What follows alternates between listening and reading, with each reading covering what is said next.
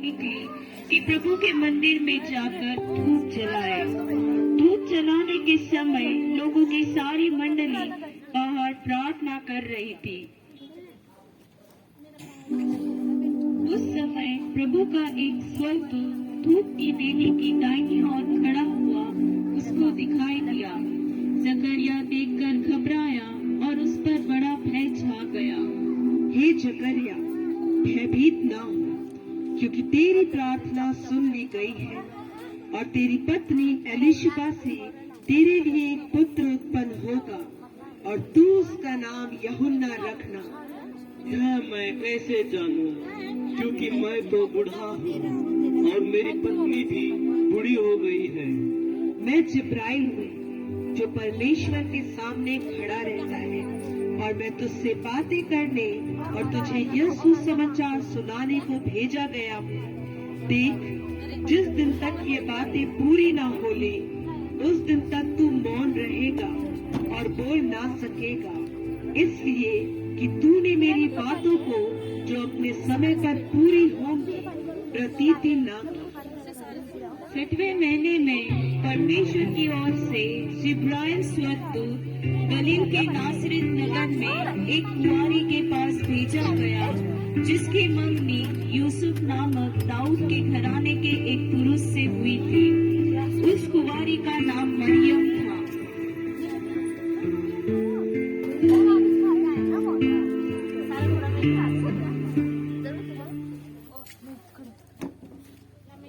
उसने उसके पास भीतर आकर कहा, आनंद और जय तेरी जिस पर ईश्वर का अनुग्रह हुआ है, प्रभु तेरे साथ है। यह किस प्रकार का अभिवादन है? हे मरियम, भयभीत ना हो, क्योंकि परमेश्वर का अनुग्रह तुझ पर हुआ है। देख, तू गर्भवती होगी और तेरे एक पुत्र उत्पन्न होगा और तू उसका नाम यीशु रखना। वो महान होगा और परम प्रधान का पुत्र कहलाएगा और प्रभु परमेश्वर उसके पिता दाऊद का सिंहासन उसको देगा और वह याकूब के घराने पर सदा राज्य करेगा और उसके राज्य का अंत ना होगा। यह कैसे होगा? मैं तो इस पुरुष को जानती ही नहीं। पवित्र आत्मा तुझ पर उतरेगा और परम प्रधान की सामर्थ तुझ पर छाया करेगी। इसलिए वो पवित्र जो उत्पन्न होने वाला है परमेश्वर का पुत्र कहलाएगा। और देख, तेरी कुटुंबनी एलिशबा के भी बुढ़ापे में एक पुत्र होने वाला है। यह उसका जो बांझ के नाती थी 6वां महीना है, क्योंकि जो वो यहाँ से कैप्चर हो रहा है सब की ओर से होता है और जल्दी प्रभाव रहित नहीं होता। देख, मैं प्रभु की दासी हूँ, मुझे तेरे वचन के अनुसार हो। तब स्वर्गदूत उसके पास से चला गया। यीशु मसीह का जन्म इस प्रकार से हुआ कि जब उसकी माता मरियम की मौत यूसुफ के साथ हो गई, तो उनके इकट्ठा होने से पहले ही वह पवित्र आत्मा की ओर से गर्भवती पाई गई।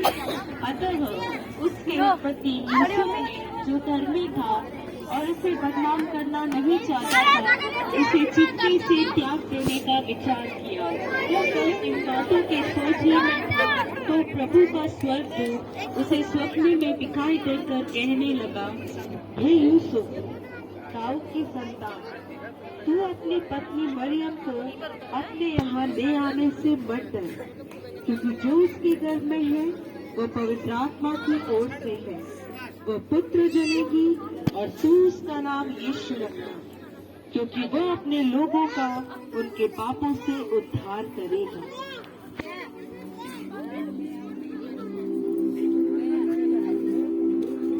हे मेरे परमेश्वर, मुझसे कितना बड़ा अपराध हो गया, मुझे क्षमा कर।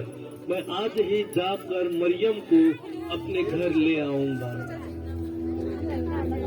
इन दिनों में मरियम उठकर शीघ्र ही पहाड़ी देश में यहूदा के एक नगर को गई और जकरिया के घर में जाकर एलिशबा को नमस्कार किया। अरे मरियम बहन, तुम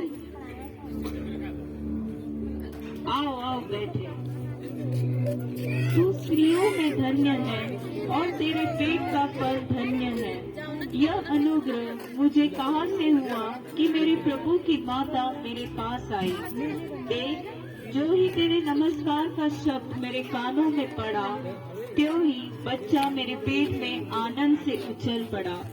धन्य है वह जिसने विश्वास किया कि जो बातें प्रभु की ओर से उससे कही गई वे पूरी होगी।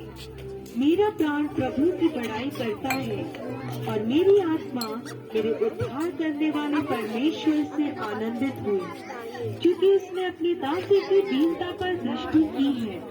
इसलिए देखो, अब से युग युग के लोग मुझे धन्य कहेंगे, क्योंकि उस शक्तिमान ने मेरे लिए बड़े बड़े काम किए हैं। उसका नाम पवित्र है और उसकी दया उन पर जो उससे डरते हैं पीढ़ी से पीढ़ी तक बनी रहती है।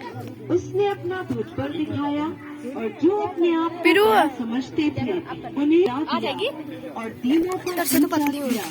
उसने भूखों को अच्छी वस्तुओं से तृप्त किया और धनवानों को छूछे हाथ निकाल दिया। उसने अपने सेवक इज़राइल को दया को स्मरण करे, जो अब्राहम और उसके वंश पर सदा रहेगी, जैसा उसने हमारे बाप दादों। उन दिनों में अगुस्तुस कैसर की ओर से यह आज्ञा निकली कि सारे जगत के लोगों के नाम लिखे, क्योंकि भविष्यवक्ता के द्वारा